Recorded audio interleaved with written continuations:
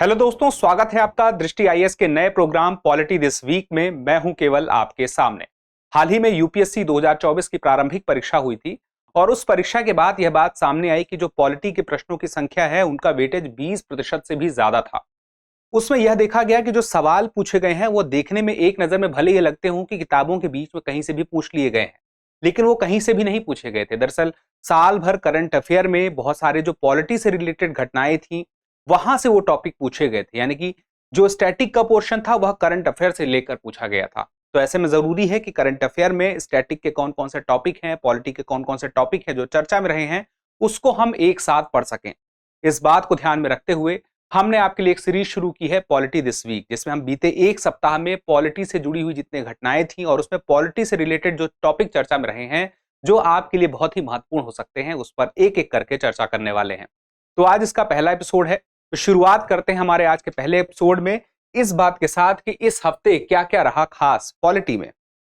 आपातकाल के बारे में चर्चा करेंगे, उसके बाद हम देखेंगे संसद के नेता से क्या मतलब है, उसके बाद लोकसभा अध्यक्ष, उपाध्यक्ष और प्रोटेम स्पीकर क्या होता है, क्या इसमें विशेषताएं होती है, क्या उल्लेख है इनके बारे में। उसके बाद नेता प्रतिपक्ष किसे कहा जाता है, उसकी क्या विशेषता है, क्या उसके लाभ हैं, क्या उसके हानि नहीं है। उसके बाद मनी लॉन्ड्रिंग के कानून का ट्विन टेस्ट, ये शब्द क्या है, ट्विन टेस्ट, इसको समझने का प्रयास करेंगे। और अंत में शत्रु एजेंट अध्यादेश, ये शब्द क्यों इतना चर्चा में रहा है, इसे भी समझने का प्रयास करेंगे। शुरुआत करते हैं आपातकाल से। आप सभी को पता है 1975 में 25 जून को आपातकाल की घोषणा राष्ट्रपति के द्वारा की गई थी, प्रधानमंत्री के कहने पर। और आपातकाल की घोषणा के पीछे की जो वजह थी वह यह थी कि 1971 में जब चुनाव हुए थे और उस चुनाव में राजनारायण को, जो प्रधानमंत्री इंदिरा गांधी थी, उन्होंने चुनाव में हरा दिया था। उसके बाद मामला कोर्ट में जाता है और राजनारायण के द्वारा यह बात कही जाती है कि दरअसल कुछ घपलेबाजी हुई है, कुछ भ्रष्टाचार हुआ है, संसाधनों का दुरुपयोग हुआ है, सरकारी तंत्र का दुरुपयोग हुआ है। और हाई कोर्ट को यह लगता है कि हाँ, सच में ऐसा हुआ है। तो हाई कोर्ट अपनी तरफ से यह बात जाहिर कर देता है फैसले में कि इंदिरा गांधी प्रधानमंत्री नहीं रह सकती और 6 वर्ष तक चुनाव भी नहीं लड़ सकती। उसके बाद मामला सुप्रीम कोर्ट जाता है और सुप्रीम कोर्ट में जब मामला जाता है तो वहां पर सुप्रीम कोर्ट थोड़ी सी राहत देती है, कहती है कि फिलहाल के लिए अभी अपने पद पर बने रहेंगी, लेकिन उसमें भी कुछ सीमाएं दी जाती हैं और निर्णय सुरक्षित रख लिया जाता है कि जो पूरा विस्तार में निर्णय होगा वो आगे चल के होगा। लेकिन इसी दौरान राष्ट्रपति के माध्यम से आपातकाल की घोषणा कर दी जाती है। तो आपातकाल की घोषणा करने के पीछे वजह क्या थी ये तो मैंने आपको बता दी, लेकिन कैसे यह संभव हुआ, इसके पीछे यह जो संभव हुआ वह था संविधान में इसके बारे में उल्लेख किया गया है। और भारत में आपातकाल कोई पहली बार नहीं लगा था, उसके पहले भी लग चुका था। 1962 में लगा था जब चीन के साथ युद्ध चल रहा था। उसके बाद पाकिस्तान के साथ जब युद्ध चला 71 में तब भी हुआ था। फिर उसके बाद 1975 में भी यह स्थिति बनी। तो इस बार की स्थिति कुछ अलग कारणों से थी और पिछली बार की स्थिति कुछ अलग कारणों से थी। तो आपातकाल के बारे में हम समझने का प्रयास करेंगे कि आपातकाल, जिसे हम कहते हैं राष्ट्रीय आपातकाल, की घोषणा कब की जाती है। तो राष्ट्रीय आपातकाल की घोषणा की जाएगी युद्ध की स्थिति हो या फिर बाहरी आक्रमण हो या सशस्त्र विद्रोह हो, ऐसा संविधान में लिखा हुआ है। और यह कहां पर लिखा है, अनुच्छेद 352 में लिखा हुआ है। राष्ट्रपति घोषणा करता है, तो याद रखिएगा युद्ध या सशस्त्र विद्रोह या बाहरी आक्रमण। अब यहां पे आप एक बात को समझिए, दो तरह के ये राष्ट्रीय आपातकाल हैं, एक को बाह्य आपातकाल कहते हैं, एक को आंतरिक आपातकाल। दोनों में अंतर क्या है, अगर युद्ध की स्थिति बनती है या बाह्य आक्रमण होता है उस आधार पर आपातकाल घोषित होगा राष्ट्रीय आपातकाल, तो वह वो कहलाएगा बाह्य आपातकाल। लेकिन अगर मामला सशस्त्र विद्रोह का है और देश के अंदर है तो उसे आंतरिक आपातकाल कहा जाएगा। लेकिन 1975 में यह जो उल्लेख जिस पर हम अभी जिक्र कर रहे हैं तब नहीं था। उस दौरान क्या था, उस दौरान क्या हुआ था, आंतरिक अशांति का उल्लेख था संविधान में और इसी का फायदा उठाकर कहा जाता है विरोधियों के द्वारा कि यह सारी सारी बातें सामने आई थी। अब यहां पे एक बात जानना जरूरी है कि इसी आंतरिक अशांति की जगह पे क्या नया शब्द जोड़ दिया गया है, अब कह दिया गया है सशस्त्र विद्रोह। तो सशस्त्र विद्रोह ने जगह ले ली है आंतरिक अशांति की, क्योंकि इसे परिभाषित करना थोड़ा सा मुश्किल था। तो अब 44वां संविधान संशोधन याद रहेगा आपको, सशस्त्र विद्रोह की जगह क्या आ गया, आंतरिक अशांति आ गई। ठीक है, यानी सॉरी, आंतरिक अशांति की जगह सशस्त्र विद्रोह आ गया। अब आगे देखिए, संसदीय अनुमोदन और अवधि। आपातकाल की घोषणा को जारी होने की तिथि से 1 माह के भीतर संसद के दोनों सदनों द्वारा अनुमोदित किया जाना चाहिए। अब यहां पे देखिए, यहां पे जो मुख्य बात कह रहा है संसदीय अनुमोदन और अवधि के बारे में। तो यहां पे घोषणा कैसे हो गई, जैसे घोषणा हो गई है तो घोषणा जारी होने की तिथि से 1 माह के भीतर अब क्या हो, दोनों सदनों द्वारा अनुमोदित भी किया जाना चाहिए। लेकिन यदि लोकसभा विघटित हो चुकी हो या विघटन घोषणा के अनुमोदन के बिना 1 माह की अवधि के दौरान हो जाए, तो ऐसी स्थिति में क्या होगा कि पुनर्गठन के पश्चात उसकी प्रथम बैठक से दोबारा से, जैसे लोकसभा गठन होता है और उसकी पहली बैठक होती है, उसके 3 दिन के अंदर तक यह प्रभावी रहता है, 30 दिन के अंदर तक। और उसके बाद क्या होता है, इसे अनुमोदित करना इतने दिनों के अंदर जरूरी हो जाता है, 30 दिन के अंदर। चाहे उस वक्त अगर लोकसभा हो तो 30 दिन के अंदर, नहीं तो फिर लोकसभा जब गठन हो तब 30 दिन के अंदर। और यह तब होगा, लोकसभा मान लीजिए उस वक्त गठित नहीं थी, बाद में गठित होती है, लेकिन बाद तक की स्थिति तक का इंतजार तब होगा जब यहां पर राज्यसभा इसे अनुमोदित कर चुकी हो। राज्यसभा भले दोनों सभाएं नहीं थी, राज्यसभा मौजूद थी तो उसने अनुमोदन कर दिया, उसके बाद लोकसभा आती है तो लोकसभा में फिर 30 दिन का समय मिलता है इसे अनुमोदन के लिए। अब यहां पे मान लीजिए दोनों सदनों द्वारा अनुमोदित कर दिया जाए तो आपातकाल कब तक रह सकता है, 6 माह तक रह सकता है। और उसके बाद क्या होगा कि प्रत्येक 6 महीने पर संसद की मंजूरी से इसे अनिश्चित काल के लिए, यानी कि कितनी भी समय तक के लिए बढ़ाया जा सकता है, लेकिन एक बार में अधिकतम 6 महीने के लिए बढ़ाया जा सकता है। अब यहां पे याद रखने वाली बात है कि आपातकाल की घोषणा या उसे जारी रखने की मंजूरी देने वाले प्रत्येक प्रस्ताव को संसद के किसी भी सदन द्वारा विशेष बहुमत से पारित किया जाना चाहिए। तो याद रखिएगा, साधारण बहुमत से बात नहीं बनेगी, विशेष बहुमत से ही यह हो सकेगा, ठीक है।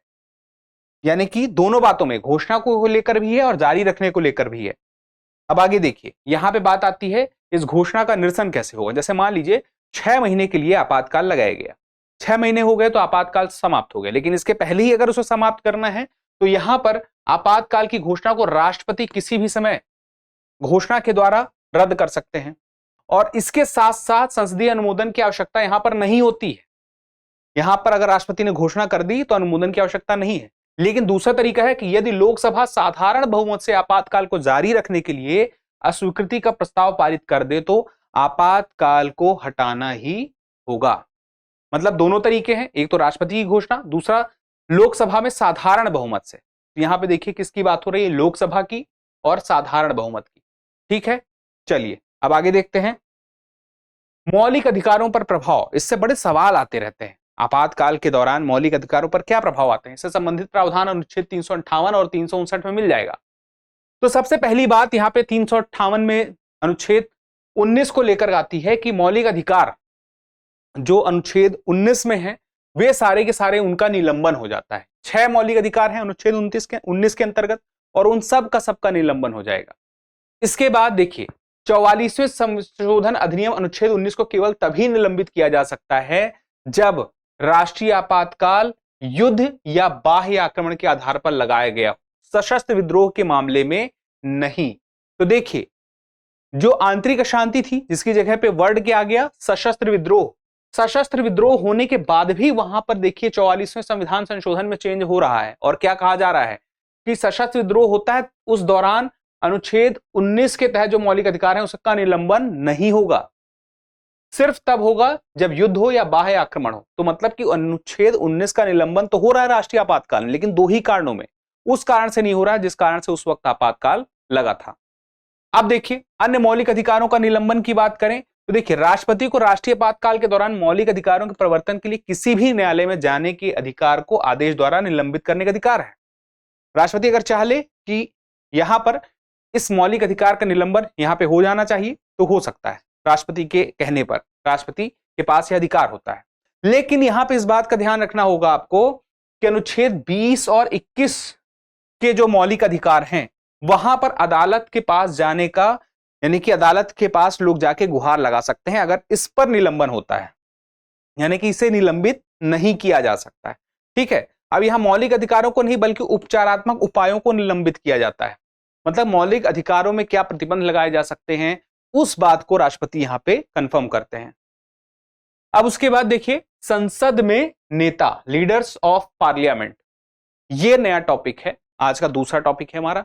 अब देखिए प्रधानमंत्री, राष्ट्रपति, राज्यपाल, मुख्यमंत्री ये सब तो हैं ही प्रमुख नेता। मतलब राष्ट्रपति तो नहीं है, राज्यपाल नहीं है, लेकिन प्रधानमंत्री हैं, विपक्ष के नेता हैं। लेकिन हम प्रधानमंत्री, विपक्ष के नेता या मुख्यमंत्री की बात यहां पे नहीं कर रहे हैं। हम यहां पे बात कर रहे हैं संसद में नेता या सदन के नेता। सदन के नेता का एक खास मतलब है। अगर मैं कहूं कि सदन के नेता के बारे में मैं कह रहा हूं, तो इसका सीधा मतलब यह होगा कि लोकसभा में कोई सदन का एक नेता होगा और राज्यसभा में सदन का कोई एक नेता होगा। लोकसभा में सदन का नेता अमूमन कौन होता है? प्रधानमंत्री होते हैं। अब प्रधानमंत्री अगर चाहते हैं कि कोई उनकी जगह पे और सदन का नेता हो तो वह भी हो सकता है। और राज्यसभा में सदन का नेता कौन होगा? जिसको प्रधानमंत्री तय करेंगे। जैसे कि प्रधानमंत्री जी ने अभी राज्यसभा में सदन का नेता किसे तय किया है? जेपी नड्डा को, जो उन्हीं के पार्टी के हैं। तो सदन के नेता के बारे में जो जानकारी है, उसकी जानकारी कहीं संविधान में नहीं मिलेगी। लोकसभा के जो नियम है वहां पे मिल जाएगी लोकसभा के लिए, और सदन की जो भी नियम है वहां पे राज्यसभा के लिए भी मिलेगी। यानी कि लोकसभा में सदन का नेता होगा, राज्यसभा में भी होगा। मैंने दोनों के नाम भी बता दिए जो इस दौरान पे हैं। ठीक है, ये कार्य संचालन पर सीधा प्रभाव डाल सकते हैं, इसीलिए इन्हें सदन का नेता कहा जाता है।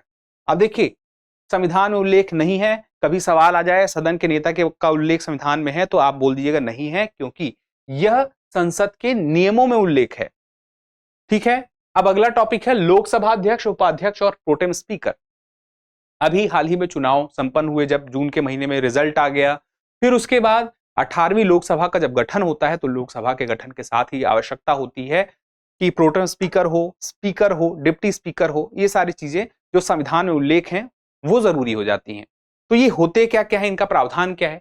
सबसे पहली बात, लोकसभा अध्यक्ष से बात करें तो लोकसभा अध्यक्ष यानी कि जो लोकसभा अभी गठित हुई है उसकी जो अध्यक्षता करेगा, जो लोकसभा में कार्यों का संचालन करेगा, वो होगा। लेकिन उसके पहले हमें जरूरत पड़ती है प्रोटेम स्पीकर की। एक एक करके देख लेते हैं। शुरुआत हम लोकसभा के अध्यक्ष से करते हैं।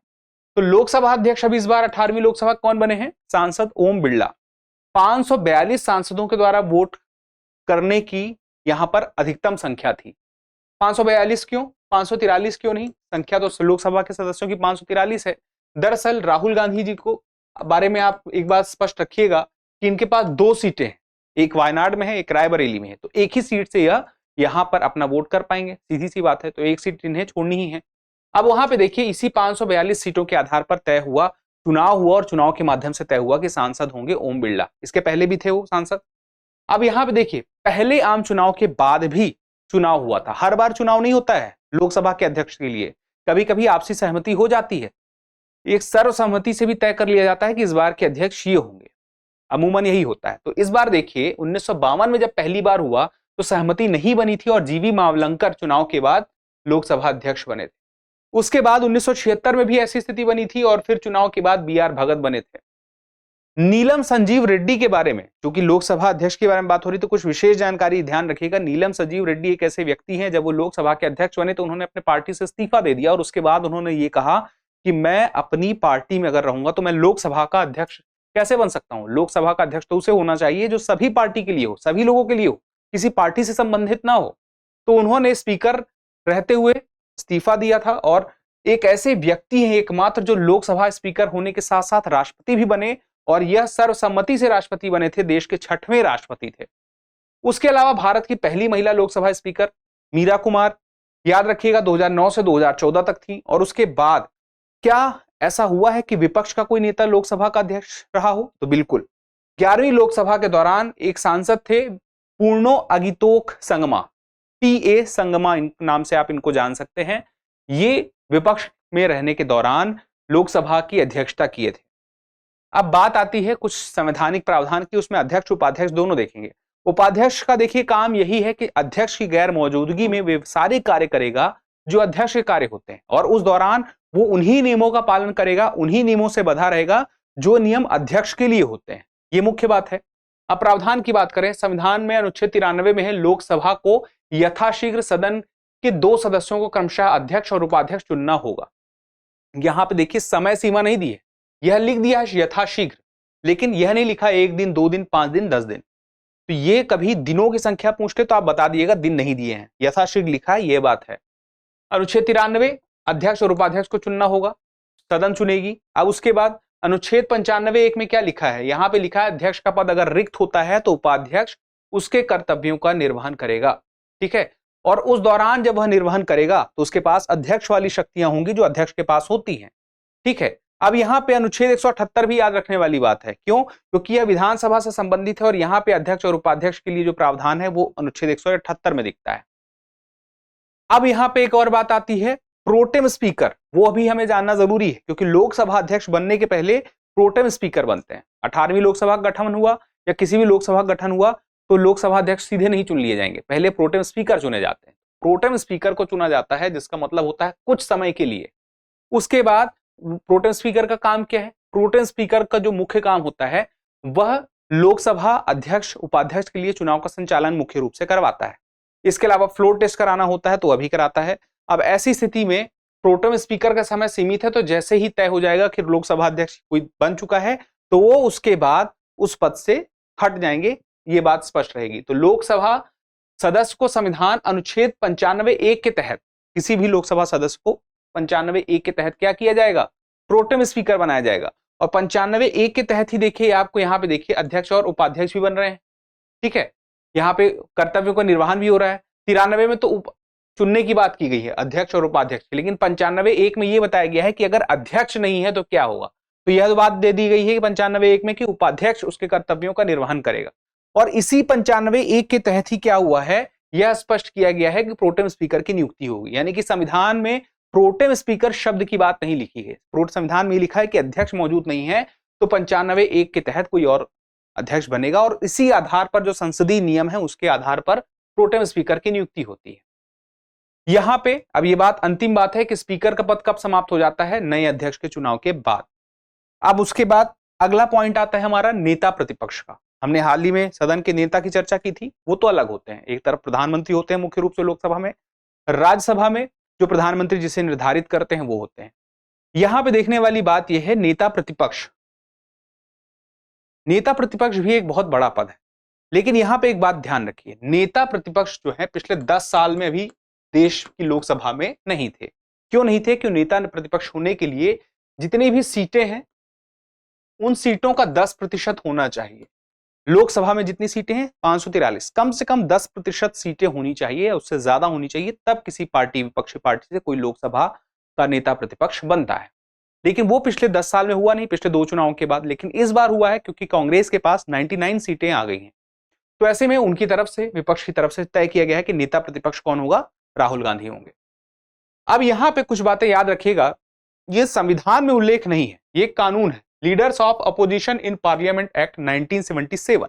इसके माध्यम से यह तय हुआ कि नेता प्रतिपक्ष के अधिकार क्या होंगे, सुविधाएं क्या होंगी। तो यह होंगी जो कैबिनेट मंत्री है उसके बराबर। 2014-19 में नहीं थे लेकिन 24 में हैं। ठीक है, अब यहां पे याद रखिएगा क्या खास बातें हैं। ये नेता प्रतिपक्ष अपने आप एक वैकल्पिक सरकार की तरह है क्योंकि ये सरकार पर निगरानी रखता है, बहुत सारे कामकाज में वह खुद भी भागीदारी करता है। जैसे कि देखिए, जो मुख्य चुनाव आयुक्त हैं और उसके अलावा जो अन्य सदस्य मुख्य चुनाव आयुक्त के अलावा चुनाव आयुक्त के, उनकी नियुक्ति के चयन करने वाली जो समिति है उसका हिस्सा कौन होगा? नेता प्रतिपक्ष होगा। उसके अलावा जो लोकपाल है, ईडी है, सीबीआई डायरेक्टर है, इसके अलावा सीवीसी, सीआईसी, एनएचआरसी, इन सब की जो सुनने वाली जो समितियां हैं उसमें वहां पर देखने को कौन मिलेगा? नेता प्रतिपक्ष देखने को मिलेगा। उसके अलावा संसद के जो खर्च, सरकार के जो खर्च हैं, सरकार के खर्चों की बात करें तो उन खर्चों को लेकर के जो क्या लेखा जोखा रहा है और उसमें उन लेखे जोखे में क्या गड़बड़ी है उसको देखने वाला कौन प्रमुख व्यक्ति होगा, या उनको ऑडिट करने वाला प्रमुख व्यक्ति कौन होगा, ऑडिटिंग की जांच करने वाला व्यक्ति कौन होगा, तो वह होगा लोकसभा लेखा समिति का अध्यक्ष। और वह अध्यक्ष कौन होगा? यही नेता प्रतिपक्ष, यानी कि इस बार कौन? राहुल गांधी। तो ये याद रखिएगा। अब उसके बाद यहां पे अगर मान लीजिए बहुत सारी समितियों के, तो अन्य कुछ भी समितियां हैं उनके भी होंगे सदस्य, सीधे सीधे पूछ लिया जाए कि विपक्ष का नेता या नेता प्रतिपक्ष किस आधार पर कोई बन सकता है, या कुछ चीजें तो होनी चाहिए। 10% सीटें वाली बात तो होनी ही चाहिए, और ये 10% सीटों की बात संविधान में नहीं लिखी है, ये स्पष्ट कर दिया मैंने, ये संसदीय विधि के माध्यम से है। अब यहां पे देखिए कुछ शर्तें हैं। शर्तें क्या है? लोकसभा का सदस्य होना चाहिए यहां पर, तभी नेता प्रतिपक्ष बन पाएगा।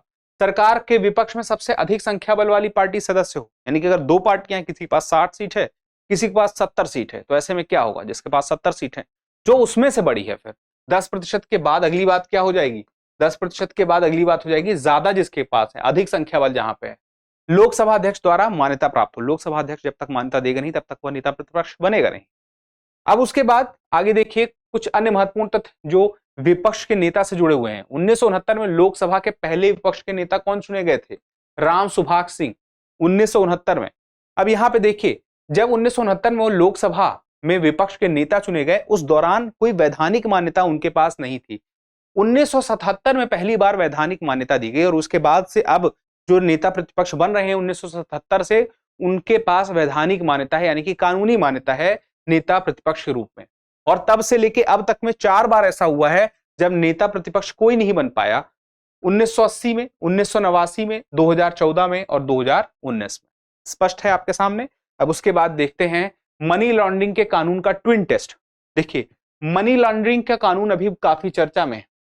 कई ऐसे लोग हैं खबरों में जो इस कानून के तहत अभी दिखाई देते हैं कि उनकी सुनवाई चल रही है, मामला कोर्ट में है और बड़े बड़े राजनेता भी इसके शिकंजे में हैं।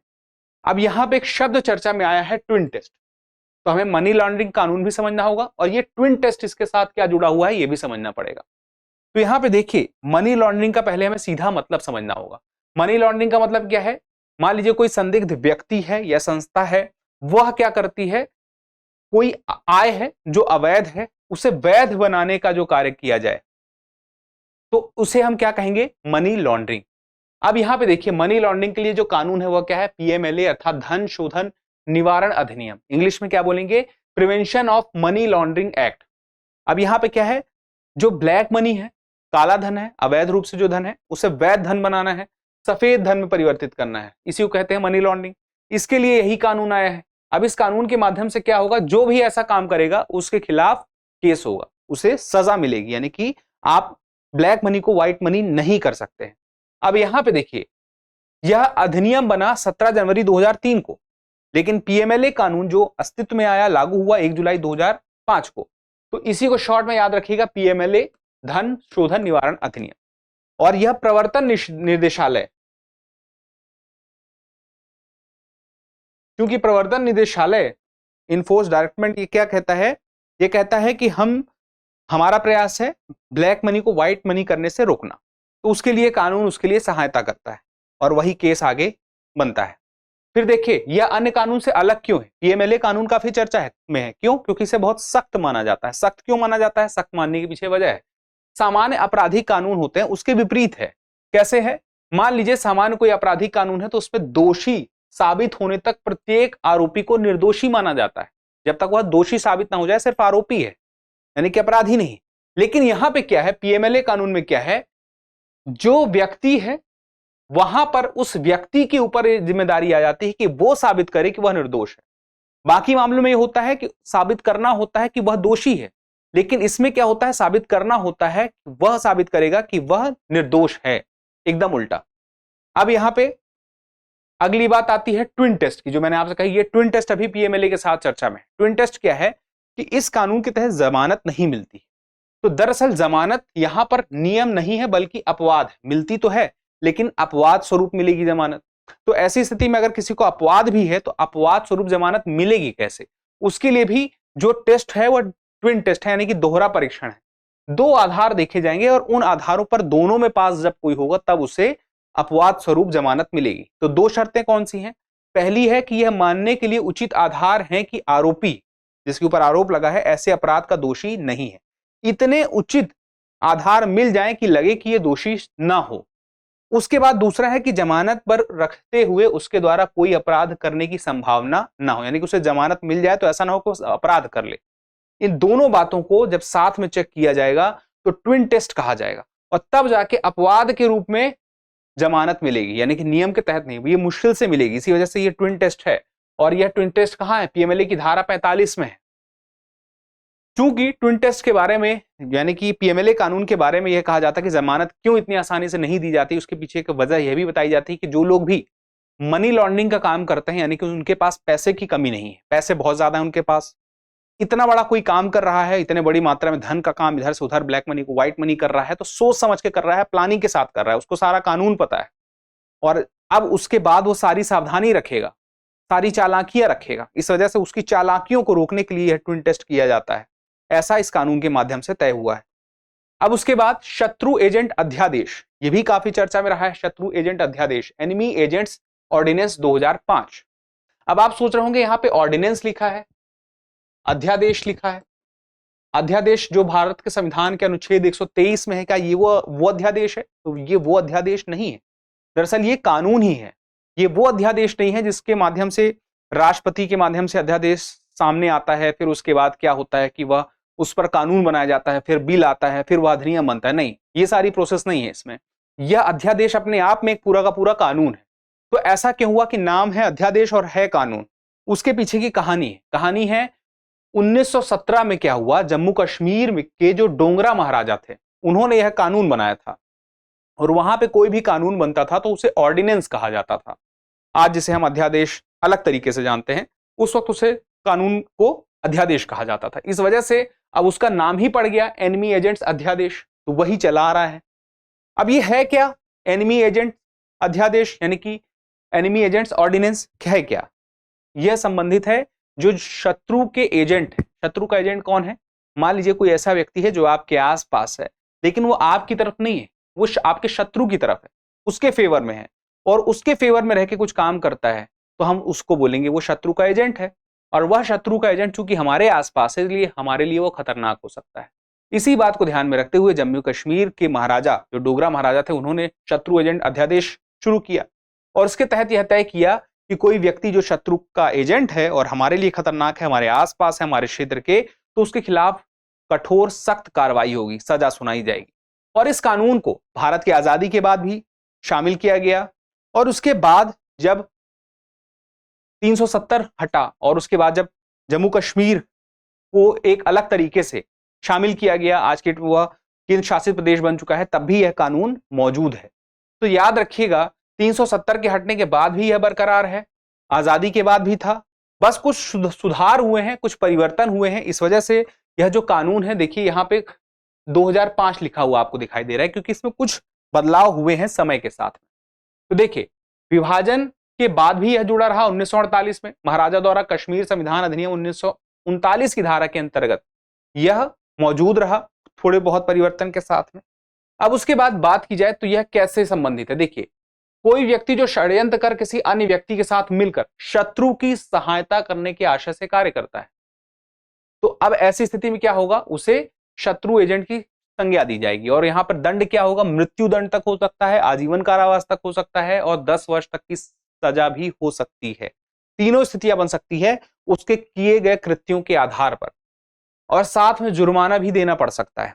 अब उसके बाद देखिए यहां पर क्या होता है, जो मामला चलता है उसके लिए जो मुकदमा चलता है, जो न्यायाधीश होता है वह विशेष न्यायाधीश होता है, उसकी नियुक्ति होती है सरकार के द्वारा।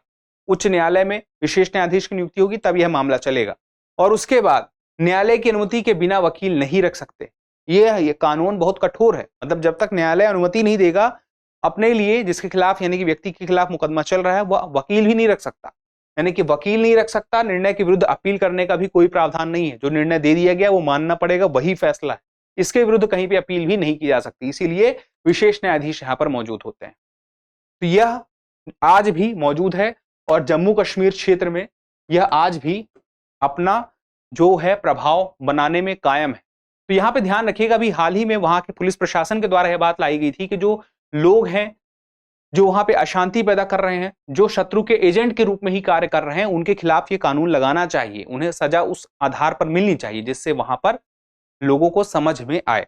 चलिए अब आगे देखते हैं आज के कुछ सवाल। जितना कुछ आज हमने पढ़ा उससे जुड़े हुए हर टॉपिक पर एक एक सवाल देखते हैं, और उसका जवाब देने की जिम्मेदारी आपकी है। इसी वजह से ये क्या है, ये एक टेस्ट है जिसका जवाब एक एक करके आप मुझे देंगे, कमेंट करके देंगे सवाल नंबर के साथ कि पहले सवाल का जवाब क्या है, दूसरे सवाल का जवाब क्या है, तीसरे सवाल का जवाब क्या है। सवाल देखिए, देश में राष्ट्रीय आपात की घोषणा किस आधार पर की जाती है? युद्ध, बाह्य आक्रमण, सशस्त्र विद्रोह या उपर्युक्त सभी? जवाब दीजिएगा।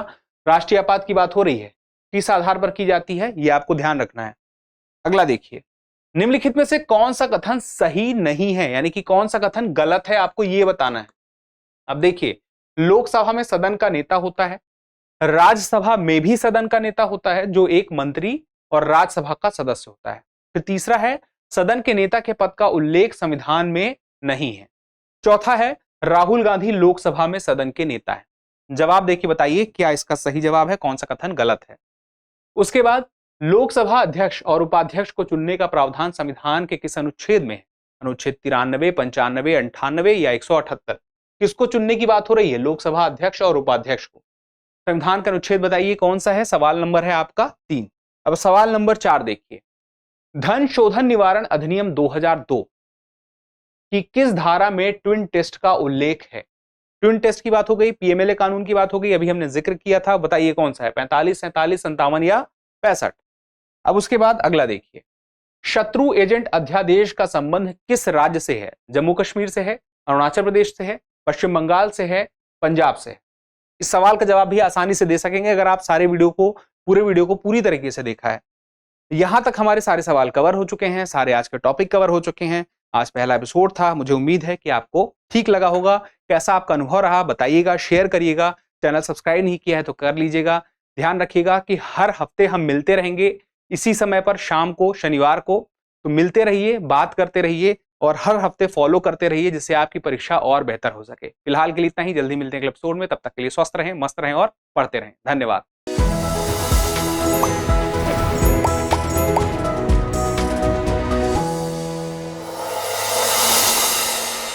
डियर व्यूअर्स, अपने एग्जाम की तैयारी को और बेहतर करने के लिए हमारे चैनल को लाइक, शेयर और सब्सक्राइब करना न भूलें।